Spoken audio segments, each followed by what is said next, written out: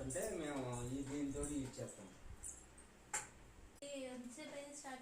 ఇది మార్నింగ్ మొదలెట్టింది మేడం, ఇది సాయంత్రం అవుద్ది 10 అయ్యేసరికి అయిపోతుంది. అది మామూలుగా దీంట్లో పసుపు వస్తుంది. ఇది బ్లౌజ్ పీస్ ఉంది, మన ప్లెయిన్ అంతానే. ఇది కమ్మి వస్తుంది. అక్కడ నుంచి బాడీ అంతా ఈ కలర్లో వస్తుంది. ఈ సుక్కల దగ్గరికి వస్తుంది. 15 వస్తాయి.